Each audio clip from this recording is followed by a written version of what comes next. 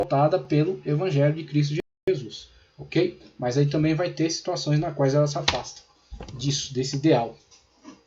Organização do clero, veja aí, o poder, né? O poder como ele é distribuído. Você tem a figura do Papa, aí você tem como os cardeais estão ligados a uma questão mais puramente administrativa, aqui você vê a figura do arcebispo, porque o arcebispo é o que vai gerir, tá certo? Este agregado de bispos, que tem dentro de si as paróquias, que tem dentro de si as congregações, onde estão os padres, tá ok? Então aqui você tem a figura do arcebispo. Aí logo abaixo você tem várias dioceses, província eclesiástica, como eles chamam aqui. Dentro dessas dioceses, quem está lá? O bispo, ok? Então o bispo está presente lá.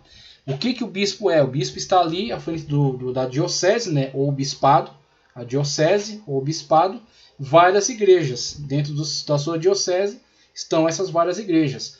Dentro desses várias dioceses está a arquidiocese, ok? Está aquele que administra essas várias dioceses. Várias igrejas, como ele colocou aí. Aí você tem a paróquia, né? As paróquias e a figura do vigário que está presente aí nessas paróquias. O texto à direita nos diz: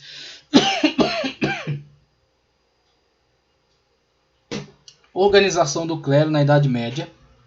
O clero se organizava em clero secular, estruturado numa hierarquia composta de pároco, bispo, arcebispo e papa. O clero regular, formado por sacerdotes, monges, que viviam nos mosteiros e conventos, obedecendo às regras estabelecidas por uma ordem religiosa. O controle de terras pela igreja, o poder do Papa chegava até as paróquias através da hierarquia eclesiástica, de maneira a permitir o controle das regiões que faziam parte das paróquias, dioceses e províncias eclesiásticas. O poder temporal da igreja, além do poder espiritual, a igreja também adquiriu um poder temporal, material. Isso ocorreu porque muitos sacerdotes e ordens religiosas enriqueceram com as doações dos fiéis, chegando a controlar 1/3 das terras cultiváveis da Europa. 1/3 das terras cultiváveis da Europa estava subjugada a poderes eclesiásticos. E muitas dessas doações, inclusive incentivadas pela ideia herética de que doar algo à igreja era como adquirir um pedaço do céu, é como adquirir a entrada para o céu, onde vão surgir as malditas indulgências.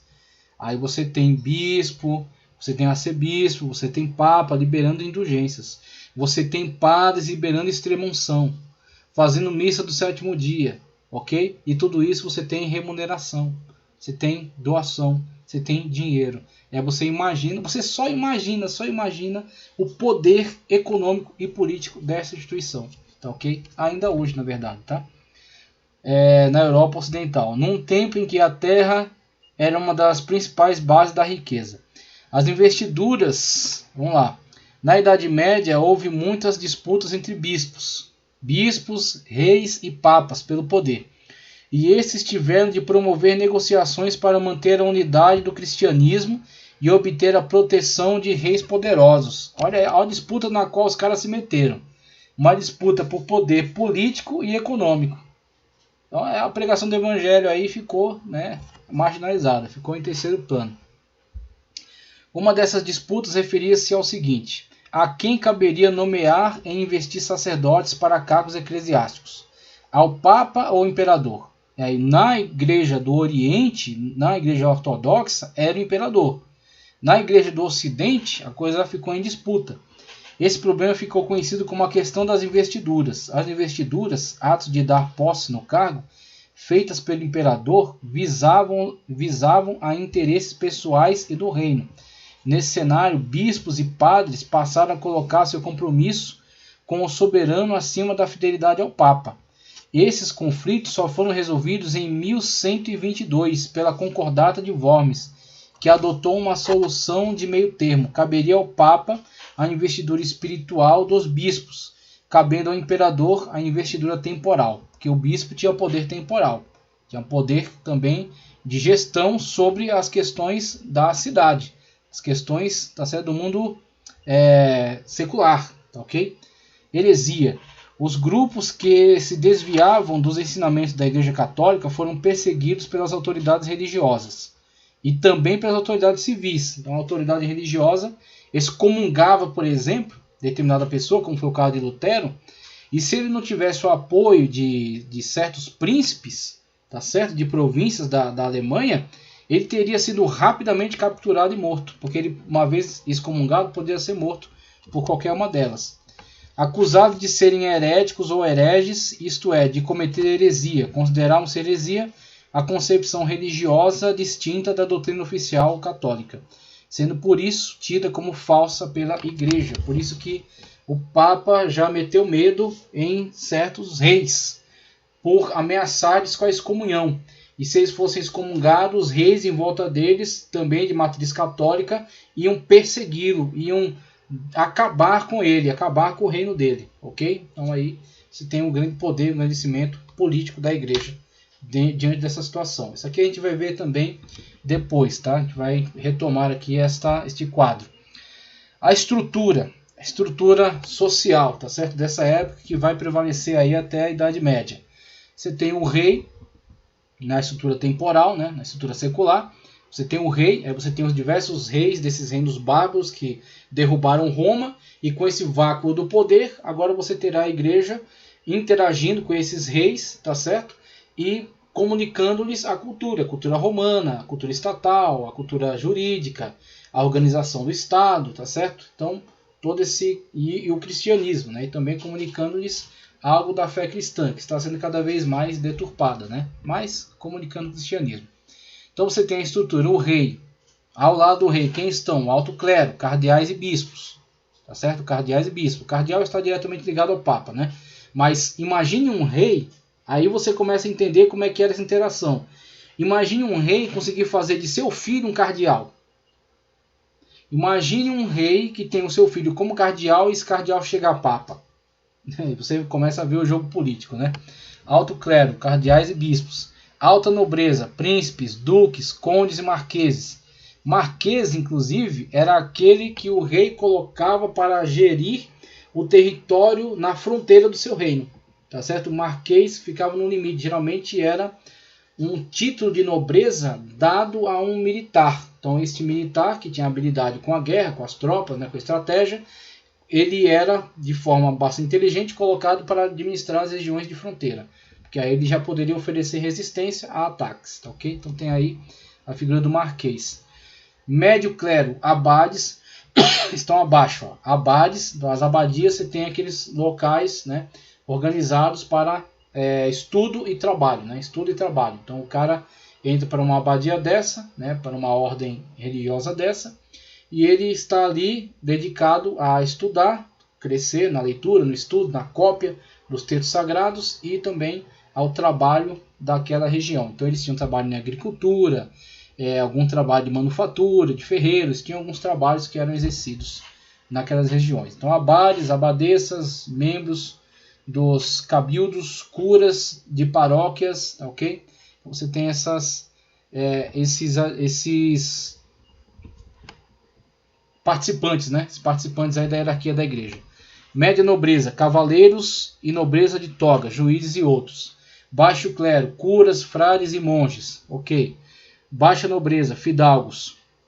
Aí separação entre elite e povo, tá ok? Então ali você tem a parte da elite, para cá você tem o povo. Mesmo aqueles que enriqueciam dentre o povo, se não tivessem aí alguma investidura eclesiástica ou algum título de nobreza, eles eram do povo. Só eram simplesmente algum integrante do povo mais rico, mas eram mesmo assim pessoas do povo.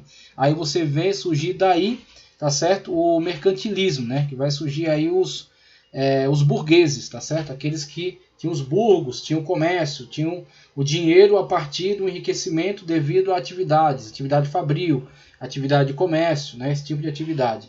Aí você depois vai ter a grande briga, né, entre a burguesia e a nobreza e o clero, né? Você vai ter essas lutas de poder. Ricos, principalmente na Revolução Industrial, né, que a burguesia vai tomar a frente, vai tomar o poder.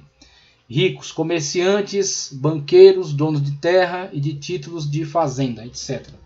Aí você tem pobres, camponeses, trabalhadores urbanos e níveis modestos, artesãos, profissionais liberais, lavradores de terras, etc. E na base de tudo isso aí, os escravos e servos. Ok? Aí você tem aquilo que foi dito acerca da transformação de templos pagãos em igrejas. O principal exemplo disso é o Panteão. O Panteão é o exemplo central. Cerimônias religiosas públicas da antiga religião oficial romana se realizavam a céu aberto e não dentro do templo. Algumas eram procissões que começavam ou terminavam no templo ou que o visitavam no percurso, geralmente em homenagem a um objeto de culto abrigado no templo. Isso estou lendo sobre os pagãos, tá? Isso depois vai ser convertido dentro do cristianismo através das relíquias. Olha a paganização, o nível de paganização que a igreja chegou. Geralmente em homenagem a um objeto de culto abrigado no templo e levado para fora para a ocasião. Sacrifícios geralmente de animais se realizavam num altar erguido especificamente para este fim, especialmente durante o período imperial. Cultos estrangeiros ganharam espaço e seguidores em Roma.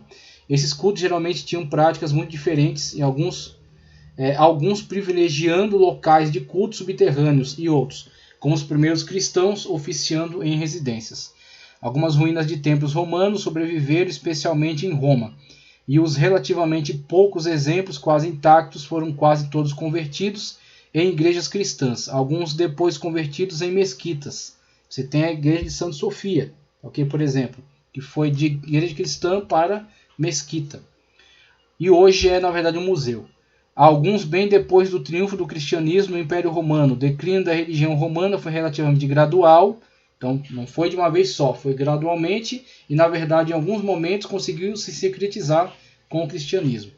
O declínio da religião romana foi relativamente gradual e os próprios templos foram confiscados pelo governo depois do decreto do imperador Honório, em 415. Santo Cosma e Damiano, no Fórum Romano, originalmente um templo dedicado a Rômulo, só foi convertido em igreja em 527. Aí temos aí o Panteão, né? Panteão convertido aí em igreja. Um pouco da sucessão de bispos, tá? Bispos de Roma que se tornam depois a figura do Papa, né? Eles alegam que Pedro tenha sido o Papa. E base bíblica para isso não existe, tá ok? Então é apenas uma alegação para atrelar toda a sucessão papal a Pedro e interpretando aquele texto, colocando Pedro como a base de toda a igreja. E aí querem com isso alegar que eles são líderes de toda a cristandade, o que não tem justificação bíblica para isso.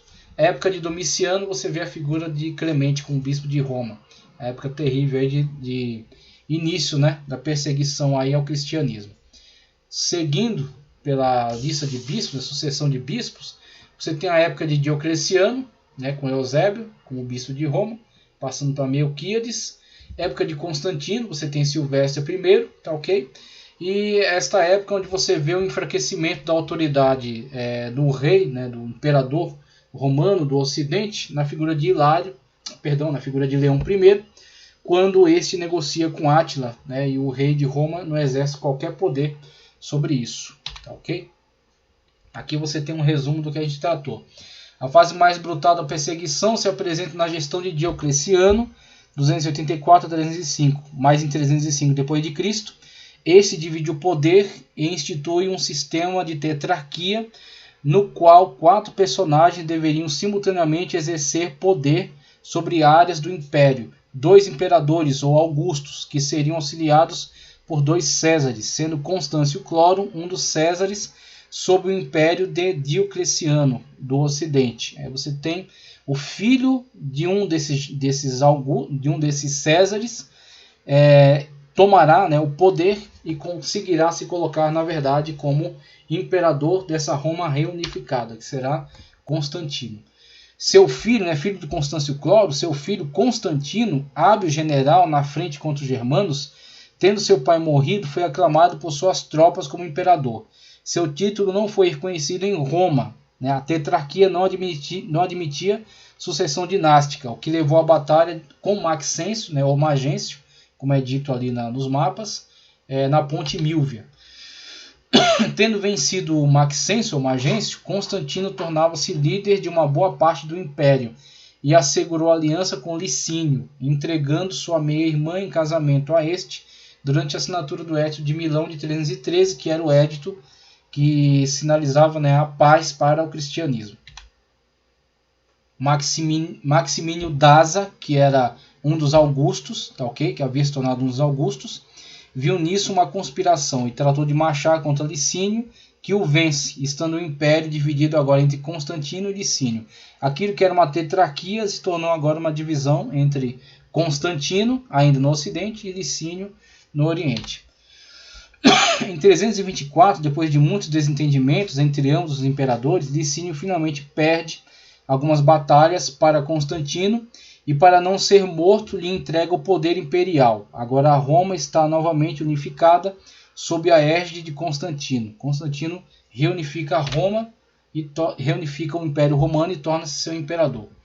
Constantino, agora supremo imperador, pretende restaurar a glória de Roma, mas não com a antiga religião, e sim na plataforma do cristianismo. Então a ideia do cara é restaurar Roma.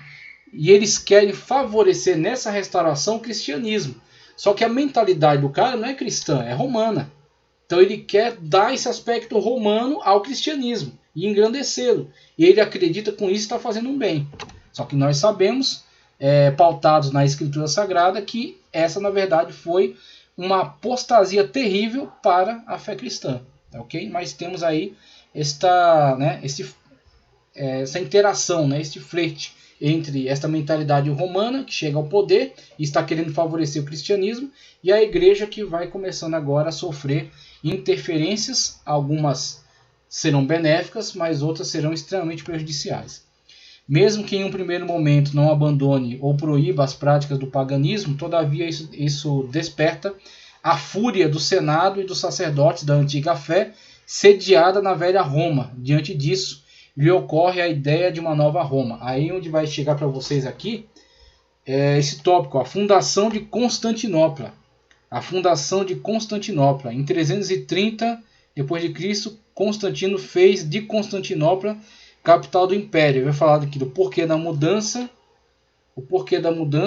a relação capital e a igreja, a divisão do império, tá? O desenvolvimento do poder na igreja romana, e a semelhança com o governo imperial.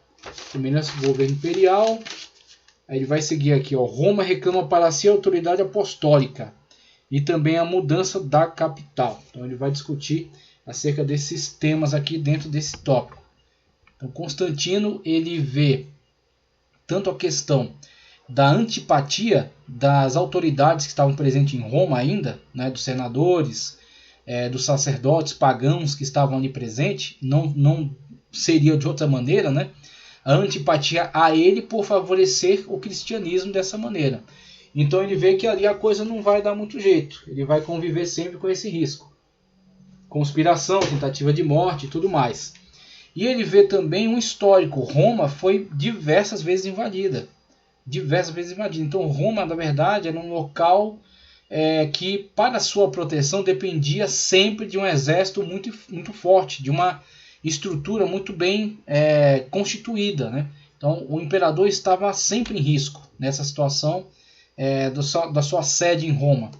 Ele lembra que em suas batalhas contra Licínio, estes entrincheirava-se na velha Bizâncio, que oferecia boa defesa por ser um istmo de fácil acesso marítimo e controle por estar no Estreito de Bósforo, e localizar-se a meio caminho entre a porção ocidental e oriental do vasto império. Corroborado pela antipatia das lideranças da velha Roma, decide-se por fundar Constantinopla. Aqui ele traz uma das alegações, que é uma questão espiritual. Roma muito ligada ao paganismo. Mas este pode ter sido apenas um dos aspectos, tá ok? Talvez não o mais importante, creio eu, não o mais importante. O mais importante é sim, primeiro, Constantino, saindo de uma tetrarquia na qual ele não estava previsto como sucessor do poder, ele toma o poder devido à força de suas tropas, tá certo? Ele vence aqueles que tinham antipatia por ele, como por exemplo Magêncio, né, o Maxêncio. E aí ele constrói alianças políticas importantes com Licínio, tá certo? O opositor que vai restar, Maximino Daza, será vencido por Licínio, Depois o próprio Constantino vence Licínio e agora agrega todo o poder. Então você tem novamente a situação na qual um imperador está governando sobre Roma toda a porção ocidental. Aí você tem um problema com os germanos, com os saxões, com os hunos, com as várias tribos bárbaras, com os vândalos, né? Tudo aquilo que está assediando a parte ocidental. E você tem na parte oriental o problema com os persas, com os medos, tá certo? Com diversas tribos, né, que você tem ali naquela região. Então você tem a guerra nesses setores. E aí Constantino vê o seguinte: Bizâncio está a meio caminho. Você vai ver no mapa, tanto de um quanto de outro. Tá certo? Bizâncio está num acesso a diversos caminhos marítimos, porque ele está no Estreito de Bósforo. Então tem que passar por aquele estreito para chegar ao Mar Negro, por exemplo, que está ao norte, ali acessando a parte norte da província da Ásia, da Bitínia, do Ponto Eucino, tá, okay? Que está também adentrando a região da parte oriental do Império. Ou você também, acessando aquela região, você desce para o Mar Egeu e acessa o Mediterrâneo, por onde você tem também acesso a toda a parte ocidental do Império. Então é uma região de entroncamento de comunicações, muito importante. E outra é um istmo, ou seja, é um pedaço de terra ligado ao continente por uma faixa estreita, aonde você instala uma boa muralha e em volta dela você tem um mar.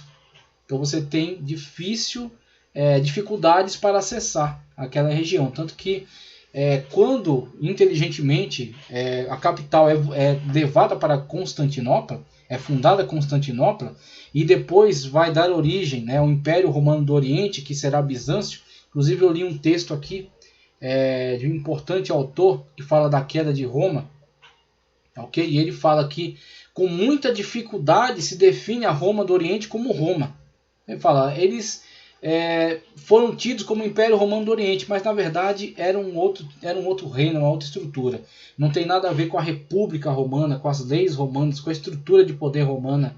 Tá, okay? Não tem nada a ver com isso. É um reino à moda dos reinos orientais, um rei absoluto. Tá, okay? Então você tem essa situação na qual o imperador é muito poderoso e a igreja está subordinada a ele. Mas é um imperador cristão, né? Então você tem a situação de Bizâncio, você tem a situação geográfica, ok? De Constantinopla, e você tem muitos benefícios no sentido de você ter uma nova região que você vai fazer da sua maneira, você vai engrandecer o seu nome, ok? Você vai fazer uma grande obra, né, marcar, né, eternizar o seu nome, tanto que ele dá o seu nome à cidade, Constantinopla, e você tem uma situação geográfica favorável, ok? E você se aparta dessas influências nocivas que são essa representação daquilo que havia de antigo, na figura dos senadores, das antigas famílias, né, os patrícios daquela região, e dos sacerdotes pagãos fortes ainda ali naquela região. Aí você deixa aquela região, vai ter um vácuo, né, de influência, de poder. Constantino vem para essa cidade, funda ali a capital do seu império, e quem vai ficar lá? O bispo católico, né? O bispo cristão, que vai nessa linha sucessória de bispos, cada vez mais ganhando influência, até que Roma do Ocidente caindo para os bárbaros, é ele que fica como representante de uma instituição cultural milenar, antiga. E é ele que vai cristianizar então esses bárbaros. Então você tem esse movimento político, tá certo, e geográfico nessa região. A velha Bizâncio iniciou um processo de expansão do sítio da cidade, com a construção das novas muralhas. Incentivo a todos quantos se dispusessem a mudar para a nova cidade. Mandou ele construir réplicas dos palácios dos ricos de Roma para incentivar a mudança. Então ele constrói réplicas daqueles palácios para o cara se incentivar, né, se apaixonar pela ideia de ir para lá, ter mais vantagens fiscais, ter o benefício, ter o favor do imperador e tudo mais. Então ele quer atrair essa galera, né, com poder para essa nova região. E até distribuição gratuita por um período de pão e azeite a todos. Aí você ganha também o favor, né, do populacho comum, né, da massa populacional, para acreditarem também na ideia. Ok? De todas as cidades vizinhas, seus funcionários estavam autorizados a trazer à nova cidade tudo que pudesse a embelezar, sejam quadros, estátuas ou colunas, para equipar a nova cidade do imperador. A cerimônia de estabelecimento dos novos limites foi celebrada, de estabelecimento dos novos limites, né, nova muralha, foi celebrada pelo clero cristão e pagão simultaneamente, o que deixa claro como Constantino estava ainda bem dividido. Então é isso que eu quis também deixar claro aqui, que o paganismo ainda esteve presente, pelo menos no primeiro momento, ainda esteve presente até em Constantinopla. Tá? Então não foi totalmente espiritual o objetivo, foi político, geográfico, militar, tá certo? E também religioso. Então você tem Constantino engrandecendo seu nome, fundando uma cidade, favorecendo os cristãos, mas ainda interagindo também com os sacerdotes pagãos que estavam presentes, inclusive, né, na situação na qual Constantino está traçando as novas muralhas. Olha um mapa medieval aí de Constantinopla, né? Como eles representavam aí. Olha só, ela está ligada ao continente por uma pequena faixa, né? Uma estreita faixa, e é cercada por águas, e está aí nesse estreito. Então esse estreito é passagem aí, indo à direita ao norte, vai até o Mar Negro, e abaixo vai até o Mediterrâneo. Então você tem Constantinopla, capital do Império Bizantino. E aí uma representação, tá certo? Um pouco mais moderna, né? Acerca aí dessa região, dessa cidade, o Estreito de Bósforo, tá em espanhol, né? Então Muralha de Teodósio, que é um pouco mais para frente, Muralha de Constantino, um pouco mais para cá, onde Constantino traçou a muralha, né? Fórum de Teodósio, Fórum de Constantino, Estreito de Bósforo, Porto, tá aí Constantinopla, tá ok? Vamos lá, outra representação, um mapa aí, ó. Mapa colocado aí de Constantinopla, para você ter uma ideia aí da situação favorável da cidade, né? Como ela era mais fácil de ser defendida.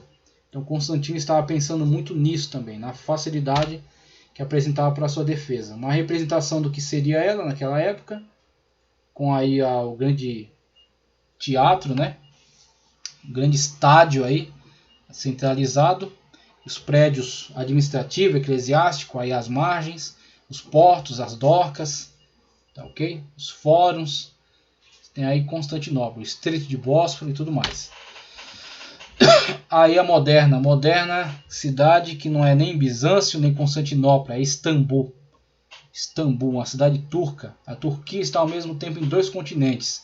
Está no continente europeu e no continente asiático. Então a cidade de Istambul está em dois continentes. Istambul pertence à Turquia. Aí você tem pontes cruzando aí, barco para todo lado e construções modernas. Esta é a nova Constantinopla, agora atual Istambul.